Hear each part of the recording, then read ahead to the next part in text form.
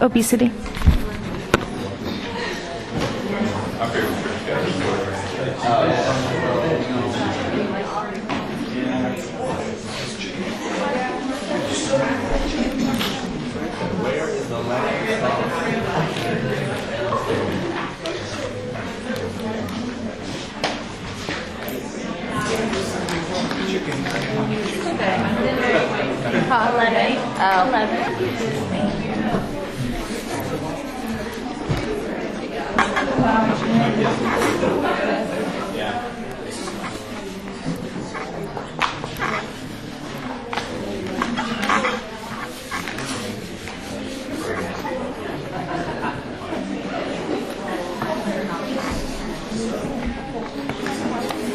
Okay, I'm passing around a sign-in sheet.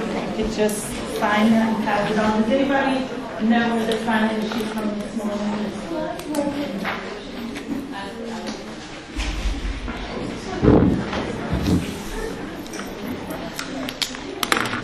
Okay, so we're going to go ahead and get started. We only have 2 hours today.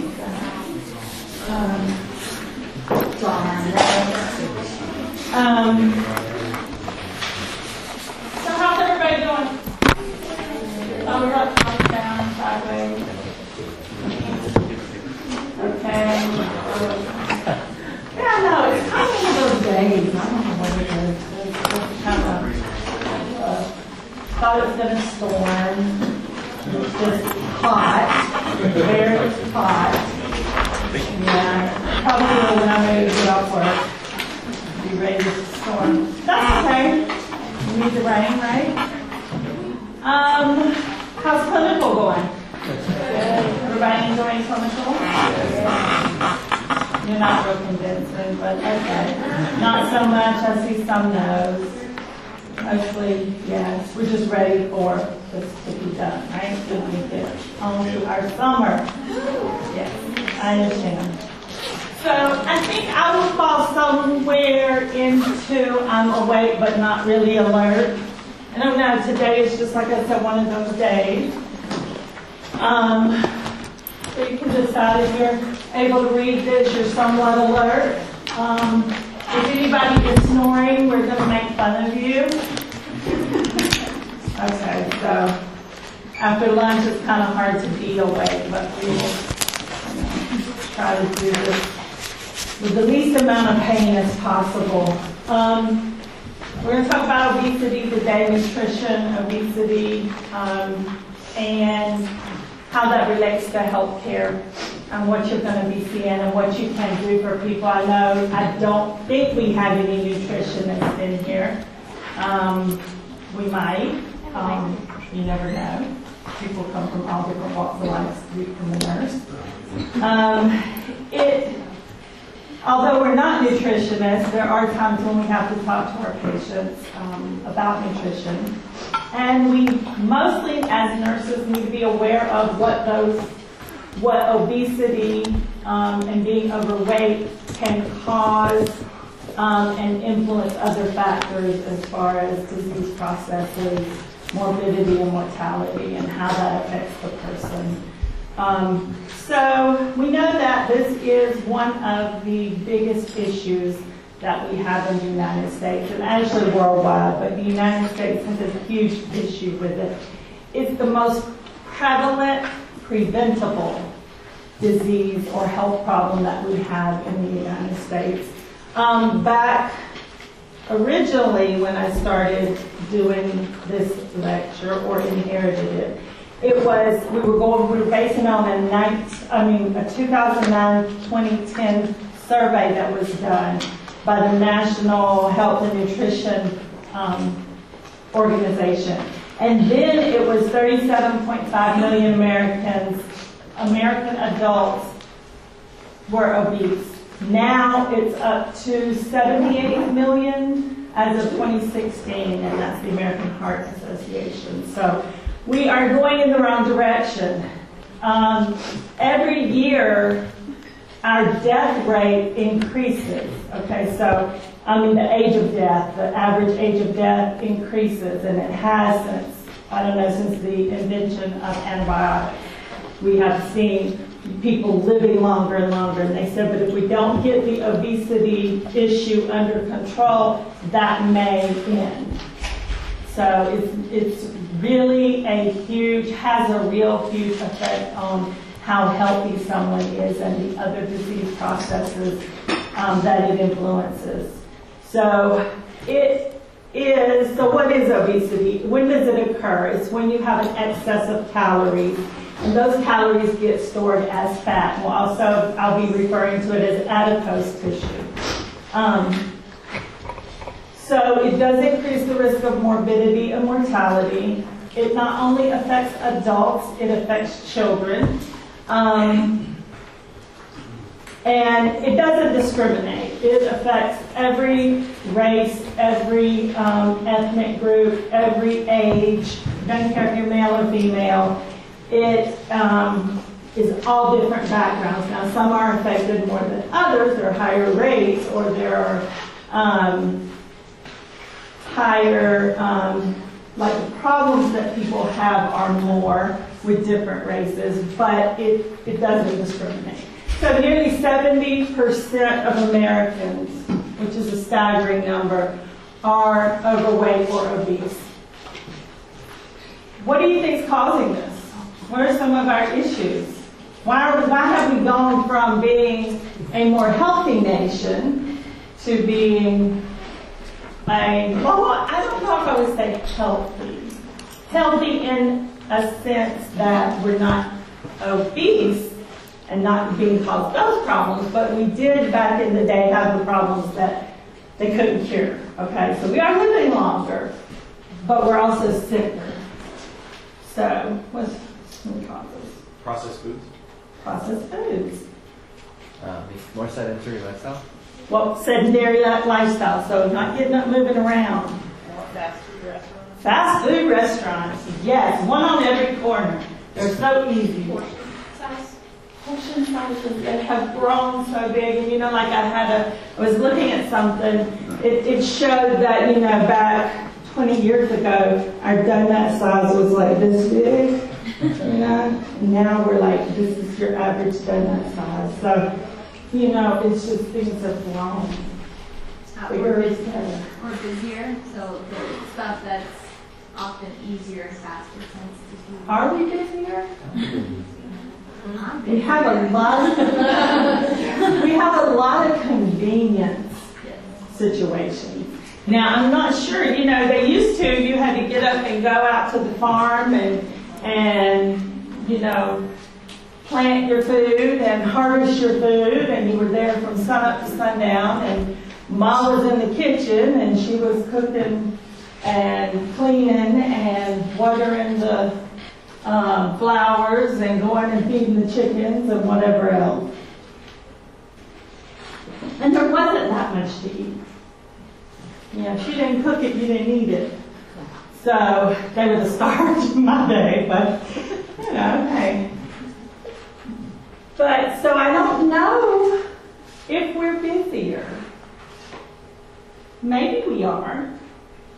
I don't know. We have a lot of convenience factors. You didn't have to wash you put your clothes in the washing machine.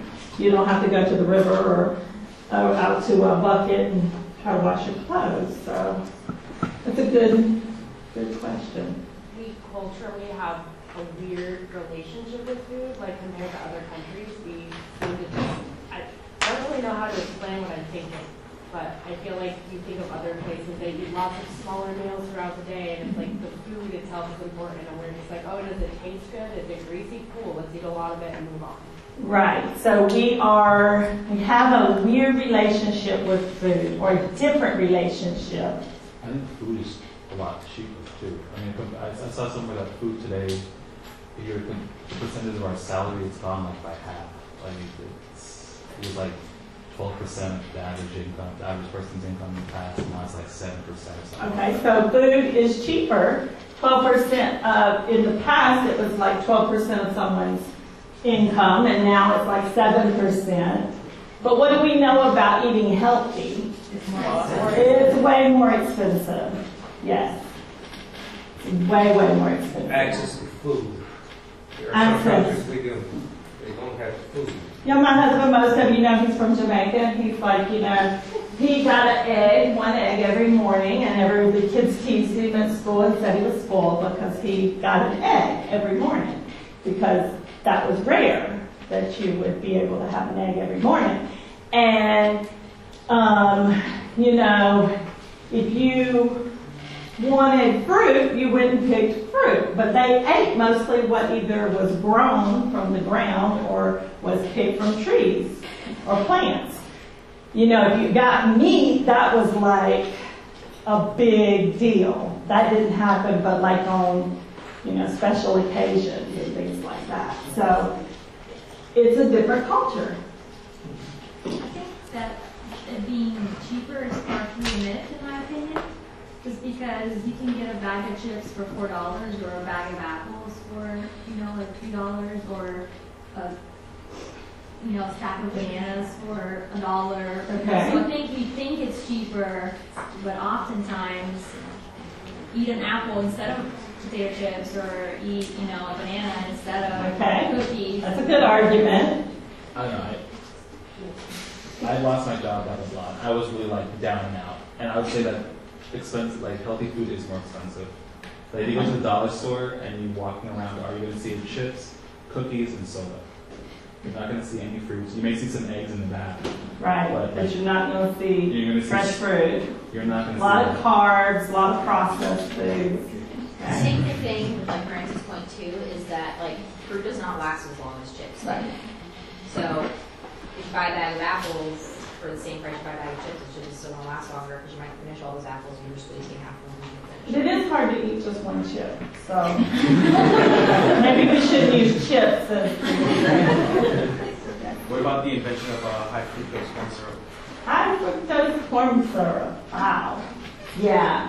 My niece told me one day she was about 3 years old. We were riding in the cart, and she told me she could not have that. And I said, why not? She said, it has high fructose corn syrup in it. And she's 3 years old. And I was like, well, all righty then. Put that right back on the shelf. So, yes, that's probably a huge problem. Yes. Trans fat food is recover now, and that's becoming more prevalent. And also, I was going to say about food being cheap, if it's healthy versus not healthy. I'm sure a lot of us know, especially if you live alone, it's really hard to portion out things that are healthier, because if you do make something healthy, it won't last as long as we were saying.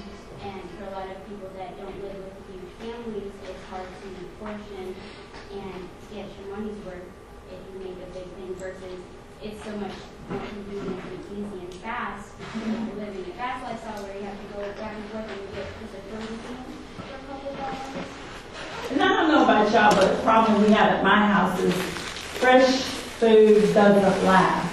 And so we end up tossing a lot of it. And I get so sad, I'll keep rotten fruit in the refrigerator and not outside, or veggies, just because I don't want to throw them away. My husband hates to throw stuff away, so he will try to convince me this stuff is still good. I'm like, don't send that, because if you send that with me to work, I'm not eating it. But, yeah, and he has a good way of thinking. He says, you guys here live to eat. And he's like, I eat to live. Like in Jamaica, we eat to live. They have some good food, so I don't know. I see him living to eat sometimes, so I think that's just, he tries to shame me. Yes? Buying a car instead of walking around. Yes, we get everywhere by, some kind of electronic or mobile means. There's buses, there's cars. Nobody walks anywhere, or very few, walk or ride a bike or whatever. Yes? Okay, we're on our phone. How many kids get up and actually go outside and play? For one, it's not safe. It's really hard to send your kids outside to play. It's hard, I worry about their safety. My granddaughter now worry about her safety. We try at least once a day to get her up and get her moving, because she just loves her tablet. I mean, she will sit there and watch it constantly. And so I'm like, we have to put it away now, we have to get up and we have to do some movement, we have to do something outside or take her to the splash park or something because, you know, it's easy, it's so easy and it's a good babysitter, especially for kids. But we do it as adults too. You know, I get home, I have good intentions and then I sit down. And that's where I stay. You know, it has to be. So that brings me to another point. Is it just about food? No, it's not just about food. If it was just about how much we took in our body versus how much energy we expended, it might be easy. But it's not. We use food for so many different reasons. You don't see a celebration without food, right? Everything we do centers around food. It's really, really hard to get away from that being the center of our attention, especially here in the United States. So, all body functions require energy. Energy, your basal metabolic rate is the cost of being alive, okay? So just your BMR, that expends 70% of your energy that you take into your body by nutrients. Well, the excess, when we take in more than we actually burn off, it's going to be stored as triglycerides and fat cells. Okay, and if you get too much, then you get that circulating triglyceride level in your blood. So that's when you know you got problems because you have too much in your blood that can't be stored in cells anymore. So that's stored in cells to hold on to. We say that'll be the sugar we'll use later when we don't have food, right? How often does that happen? Not very often for most people. So these nutrients we take in provide that energy that our body needs. And only 5 to 10% of physical activity accounts for energy expenditure. Okay, so most of it is the BMR. It's just the cost of being alive. So,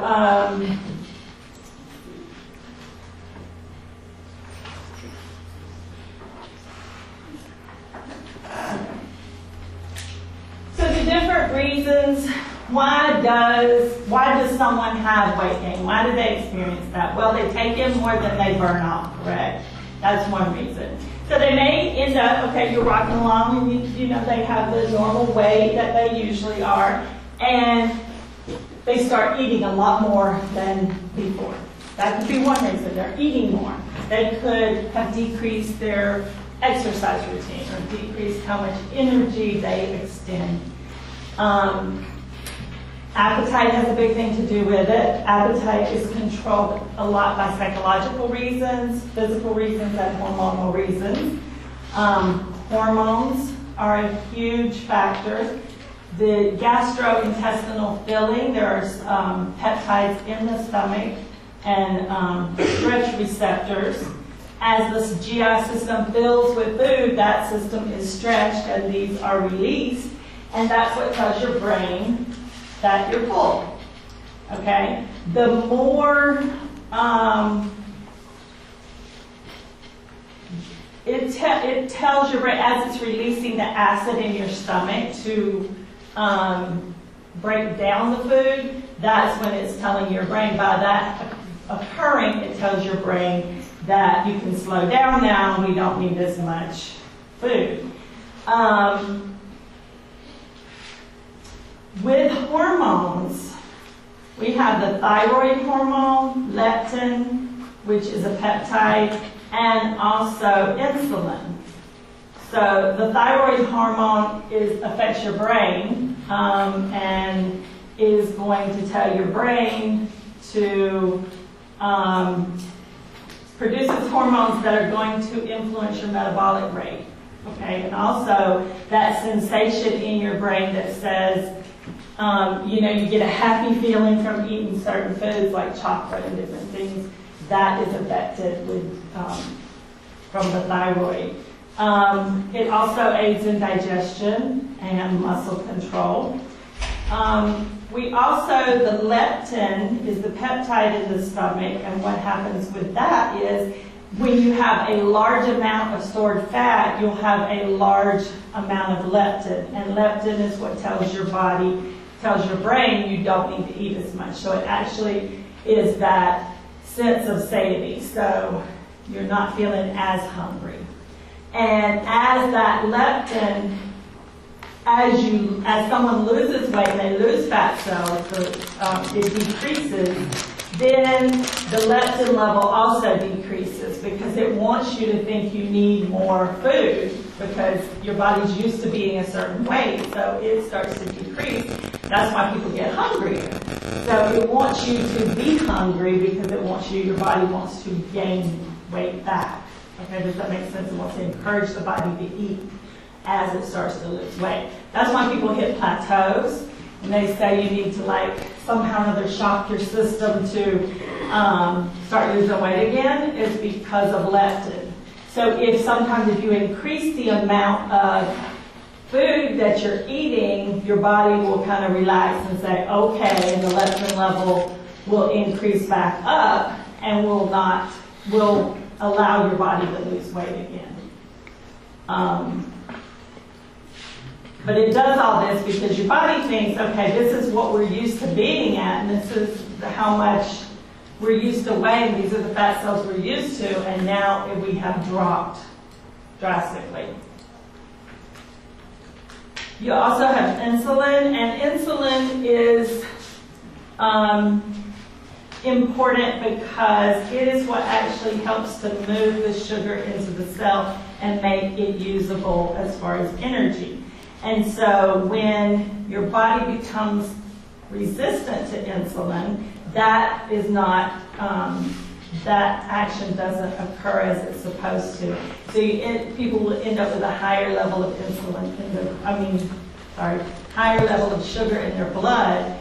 And also that will tell the body to make more insulin. So it's kind of like a snowball effect. So you end up having really low energy levels as the increase in insulin and increase in sugar occurs in the blood. Also, hunger is affected. You have an increase in hunger with insulin resistance. There's also brain fog that occurs, increase in weight gain, increase in blood pressure, and increase in cholesterol and triglycerides. Usually the causes of insulin resistance are going to be someone that's already overweight or obese. They have a high carb or high sugar, calorie dense diet. Chronic stress. What is the big hormone that that stress releases? Cortisol. That's a huge one. And that has a huge effect on how much someone gains, where they gain the weight, and how easy or hard it is to lose it. Also, increased steroid use over a long period of time can cause insulin resistance. And then Cushing's or polycystic ovarian syndrome can also cause insulin resistance. Risk factors for obesity.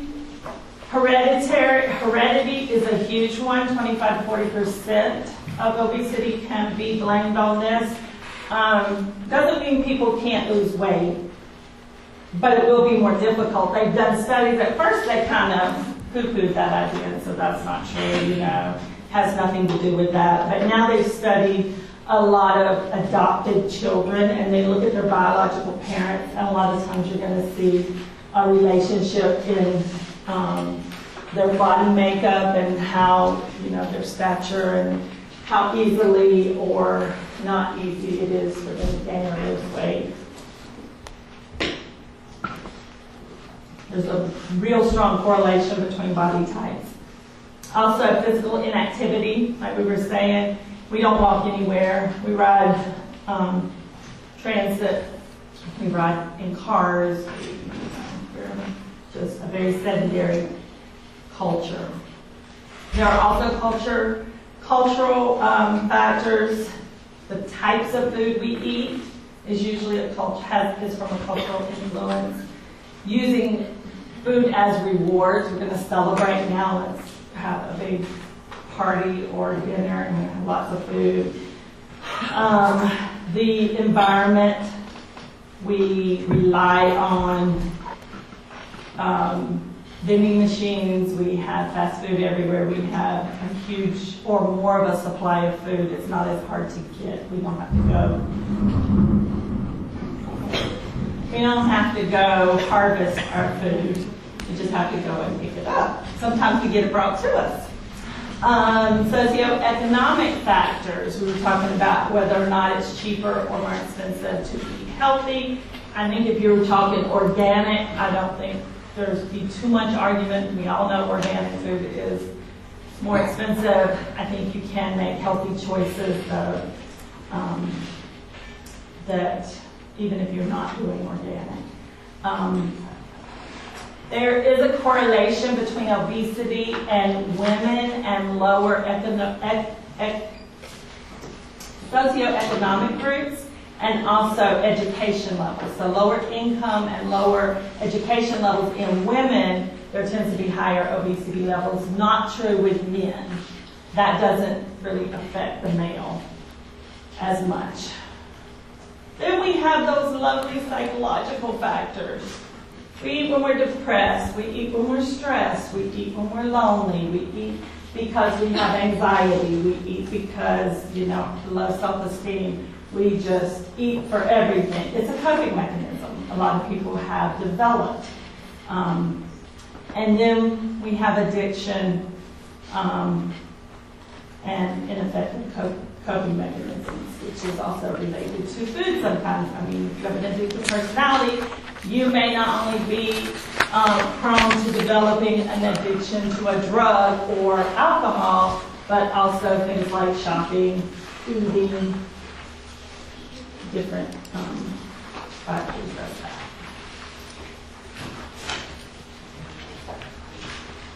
So a little bit about the actual mature adipose cell, which is the fat cell. They don't multiply, okay? They just get larger. However, immature adipose cells do multiply. There are a couple times during someone's life when this occurs.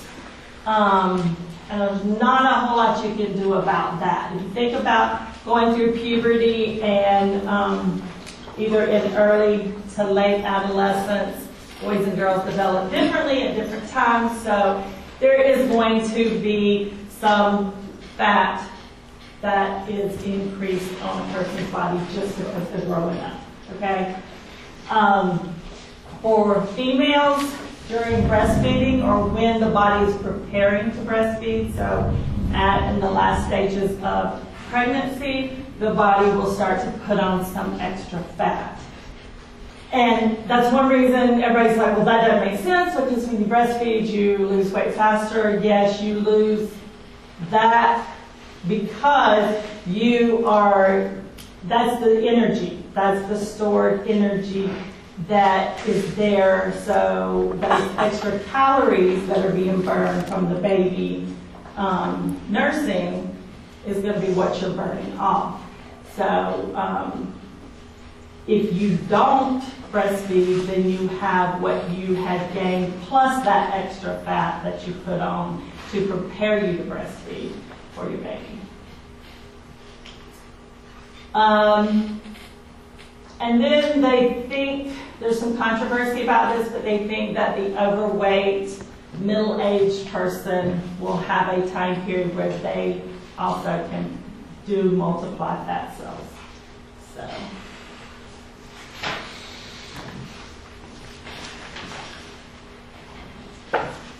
Okay, questions?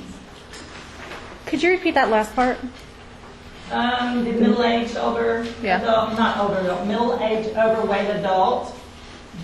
Although it's controversial, they think that there is a period of time where they do multiply fat cells as well. New fat cells. Okay, so the nurse plans to teach about risk associated with obesity. This changed a little bit from what is in your slide. The numbers changed. Well, maybe it did. Nope, it didn't change, sorry. Okay, I intended to change it. Based on the following information, which adult is most at risk for obesity-related complications? Let me say A, B, C, D. Okay, it would be B.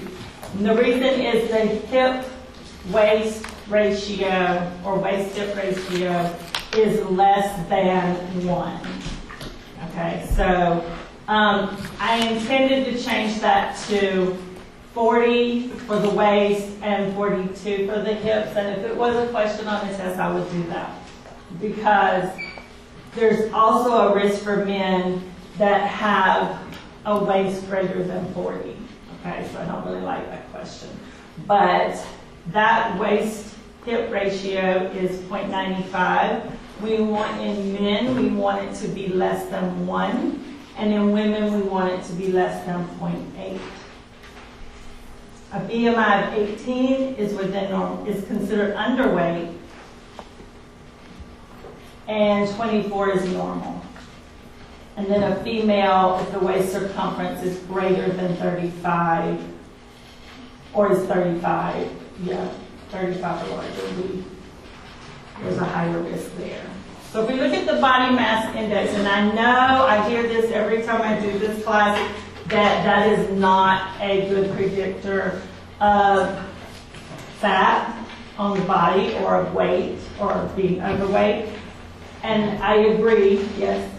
You said with the waist and hip ratio, the men you wanted Less than 1. and the women was less than 0.8. And I understand that this is not the best measurement. It's not an accurate measurement in some people. However, it's a starting place. It's a place where people can, I think if someone is using the BMI scale, then it's a good tool for them to see like a starting point. I think a bodybuilder or someone that, a real athlete, like professional athlete or someone that's really into that, would not be using a BMI to begin with, okay? Because they have more knowledge and more, they know there are more tools that are definitely more accurate. So for those of us that it will help to use it, I think it's okay to use it. Like I said, it's a starting point. You can get a real, a good idea. I mean, everyone who is like got 2% body fat knows that they don't fall into the proper channels to use the BMI. Okay, so how do we figure this out? 40 and over, a BMI of 40 and over is extremely obese or a class 3. 35 to 39.9, very obese. 30 to 34.9, obese. 25 to 29.9 is going to be overweight. And 18.5 to 25 is what's considered normal. Under 18.5 is underweight.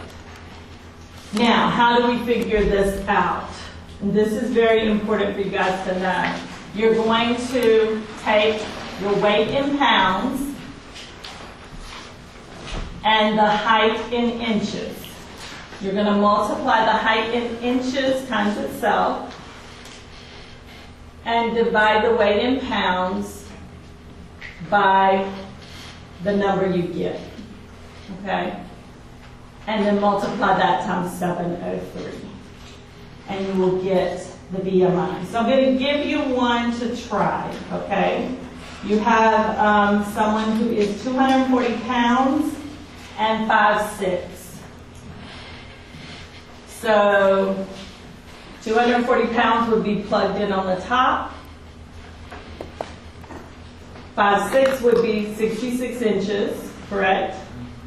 You multiply that times itself and divide 240 by that number. And then multiply times 703.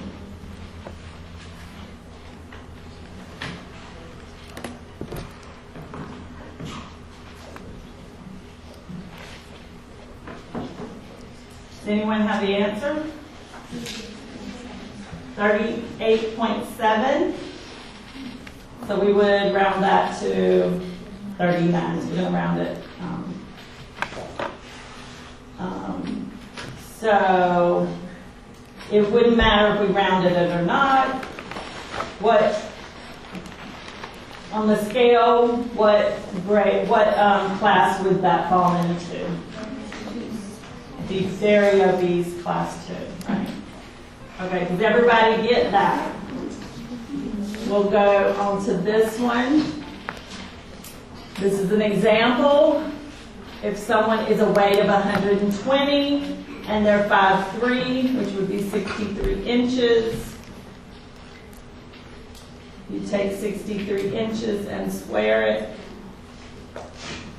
Divide 120 by 63 inches squared and multiply it times 7.3. And you get 21.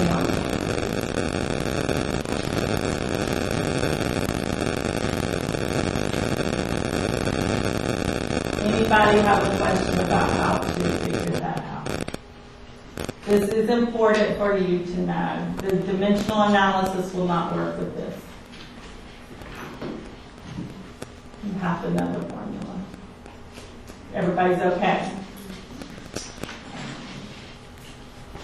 Okay, so when we talk about obesity, there are 2 types of obesity. There's upper body obesity and lower body obesity. And they have different complications or rates of complications associated with them. So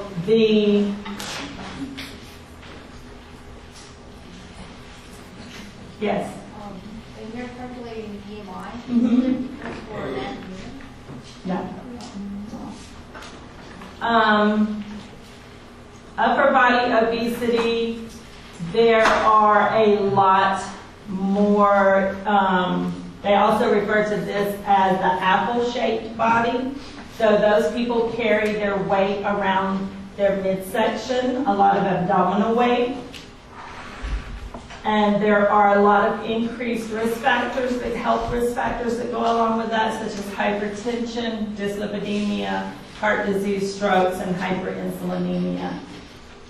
This is also associated with increased levels of circulating free fatty acids, which results in high cholesterol and high triglycerides. These folks are, for men, it's when they have a waist to hip ratio greater than 1, and women when they have the waist hip ratio greater than 28.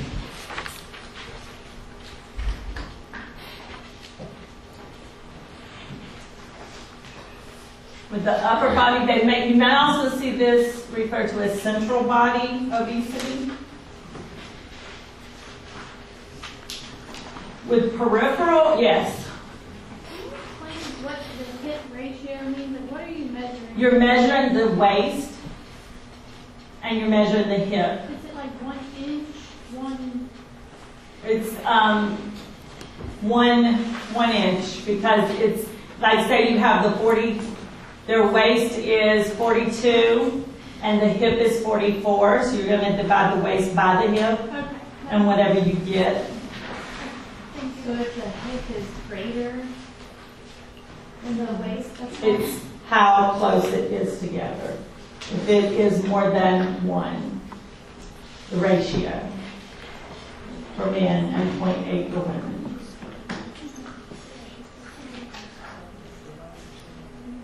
What's wrong? I guess I'm confused about your question then, because back to the question we had for us, we said men with 42 waist and 44 hip, and you said it's 0.95, that's less than 1. It is, but they are the ones that is the one that's closest to most at risk.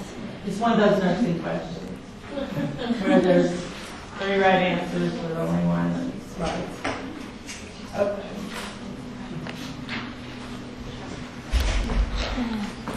All right, so where are we at? Okay. So we're talking about lower body obesity now. That's your pear shape. That's people who carry most of their weight in their hips. A lot of women are pear shaped because it's just the way some women tend to be built. With this, they have a less risk for the things we spoke of, like heart disease and stroke, but they are at higher risk. It's more difficult to lose, is what I should say. So they're diagnosed with this if they or this body type if they are overweight but have the hip-waist ratio that is less than 0.8. Okay? It's a more difficult body type to treat or type of obesity to treat, even though it doesn't cause as many problems for the person.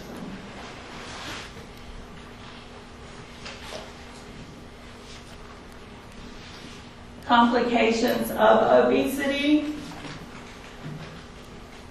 The prevalence of hypertension is approximately 2 times greater in a person that has a BMI of more than 25. And hypertension increases the risk of heart disease and stroke.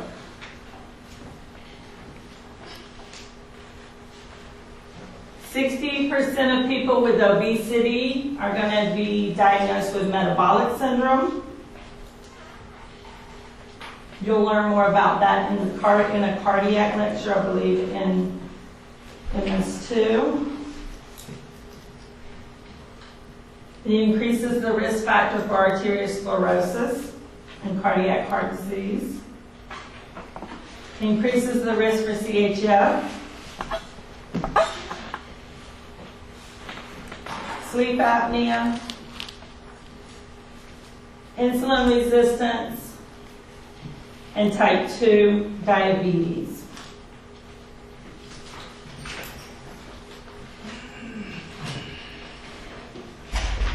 There's also problems associated with reproductive issues.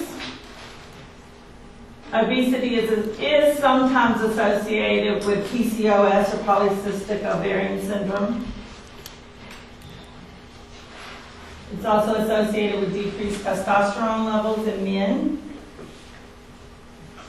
Certain cancers, well, a lot of cancers, but three of the most common are colon, breast, and endometrial. And then joint pain and osteoarthritis just from carrying around the extra weight on those weight-bearing joints.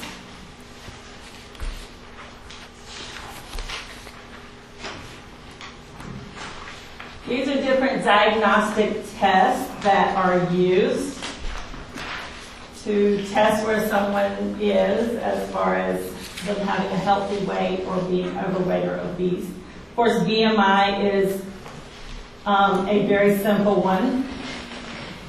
You just need a little bit of information in the calculator. There's the skin fold test, the hydrodensitometry, and I would say that is one of the most accurate that you can do. So that is like the gold standard. There's bioelectrical impedance. That one, they actually have scales that will do that, but it's very hard to make sure it's absolutely accurate. Like I said before, it's a tool. It's just an extra thing to help people know where they are on the scale of being a healthy weight. And it measures how long, I believe, and how much electrical impulse, how long it takes to travel through the body to a certain point. You can do the waist circumference, greater than 40 in men, greater than 35 in women. And then you can Also, there are labs, the labs that they do, and the like EKG and things like that don't really tell people much about whether they're obese or healthy weight or what, but it does give some indication as to how it is affecting the body if they are overweight. So it may diagnose some comorbidities that are developed in association with it. Now there's one thing I want to do. For those of you who don't know what the hydrodensitometry or hydrostatic weighing test is,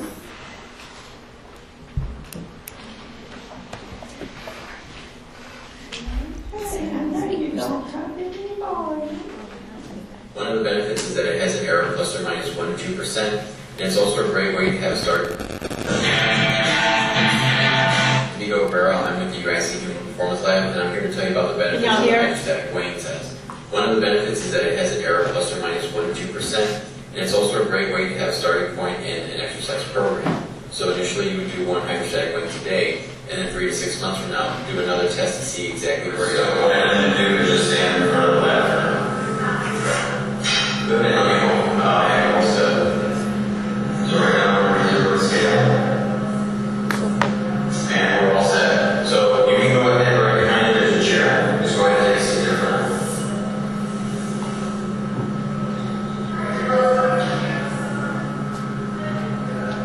Okay, I'll give you the instructions. Don't be able to stay on the top of that back the entire time. Don't put them underneath. Don't throw them up against the sides.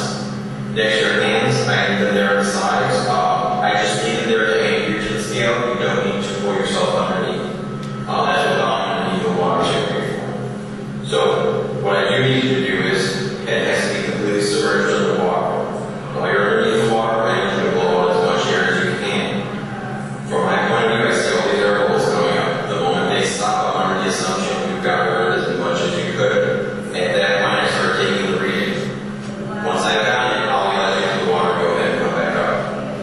Now, at any point while you're underneath the water, if you're like I am here right now and I just got to come up, just go ahead and come on up. There's no problem with that. So you're in control the entire time. We're going to do this a minimum of 3 times. After that, I'll make recommendations as to whether we should go on or not.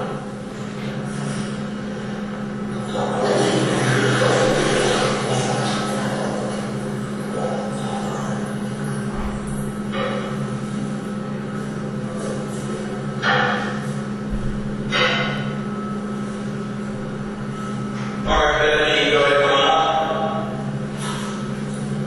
Additional benefits to doing the hydrostatic weighing test also include immediate results. Those results include body density, fat mass, and fat-free mass.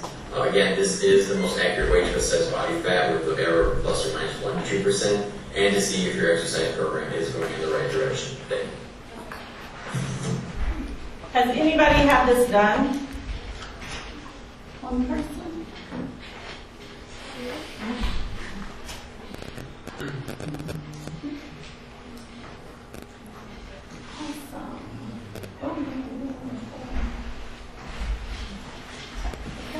Can you explain exactly what's happening?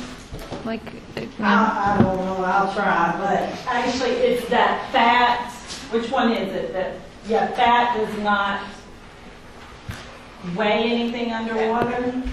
Is that correct? Does anybody know? It's just weighing, they take a weight beforehand and then they compare the weights. And I believe it's that fat does not, you can't weigh fat under the water. I believe. So I think you get the muscle mass. I could have had that backwards. One of them. There's you're displacing the volume of water, and that's what's giving you density. Okay. Because your weight plus your height plus how much volume you displace equates to the density of your body. That's part of it too. So that's why you get several different calculations, which means something to somebody. Obviously not me.